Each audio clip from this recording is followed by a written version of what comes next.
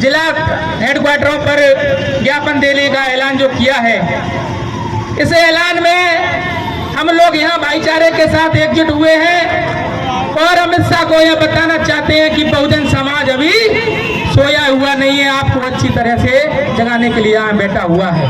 साथियों, जिस प्रकार से अमित शाह जी ने जो बयान दिया है उससे साफ साफ झलकता है कि भारतीय जनता पार्टी बाबा साहब की विरोधी है और बाबा साहब के प्रति उनके मन में अंदर कितना मैल है, कितना पाप है, ये बात उनके सामने से झलकती है।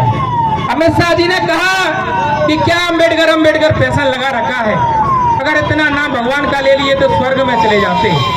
साथियों, ये बात उनको शायद नहीं पता है कि हमको अगर नरक से कोई अगर स्वर्ग में लेकर के आया है तो वो परम पूज्य डॉक्टर बाबा साहब अम्बेडकर हैं।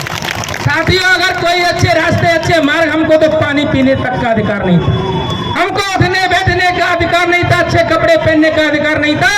अगर कोई सच्चे मार्ग पर लेकर के आया है, अपने 4-4 बच्चों की कुर्बानी दे करके पूरे देश में अगर हमारे लिए अच्छे रास्ते खोले तो परम पूज्य डॉक्टर बाबा साहब अम्बेडकर जी ने खोले।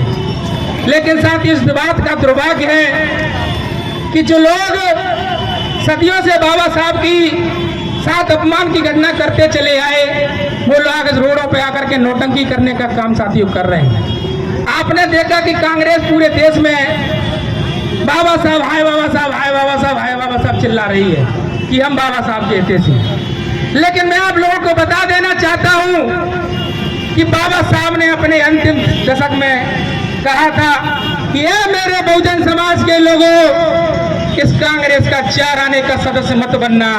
ये बात बाबा साहब ने रो रो करके कही थी। बाबा साहब ने कहा था कि मेरे समाज के लोगों, इस कांग्रेस का 4 आने का सदस्य मत बनना, तो जो भी इस कांग्रेस का सदस्य बनेगा वो इस डूब के मर जाएगा।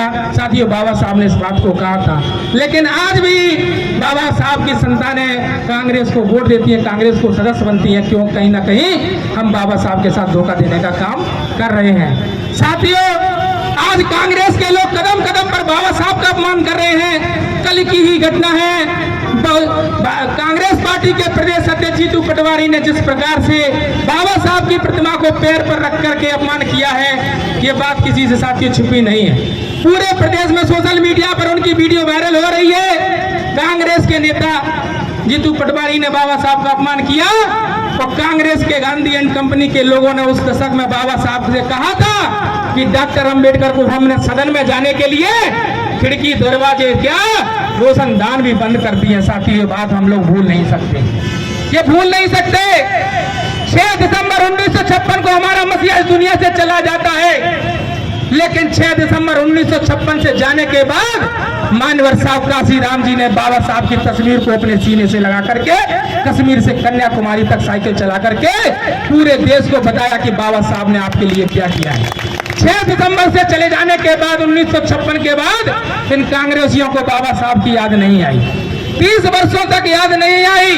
जब 1989 में बहुजन समाज पार्टी के 3 सांसद बने, आदरणीय बहन कुमारी मायावती जी बिजनौर से सांसद बनी, हरभजन लागा बने, रामकृष्ण यादव बने, तब साथियों तीनों सांसदों ने मिलकर के मांग रखी कि हम सबसे पहली मांग रखते हैं कि हमारे मसीहा परम पूज्य बाबा साहब को भारत रत्न देने का काम करना है। साथियों, हमारे अभी साथी ने कहा था कि आज हमारा संसद में कोई आदमी नहीं। ये बात सही है कि जब जब हमारे सांसद विधायक अगर सदन में बैठते हैं तो किसी माई के लाल की औकात नहीं है कि वो आपके मसीहाओं के खिलाफ कोई आग उगल दे। आपने देखा 2019 में आपके 10 सांसद यूपी से जीत करके गए, किसी ने अभी कोई भी 2024 तक कान नहीं फड़काया, किसी ने भी कोई घटनाक्रम नहीं किया।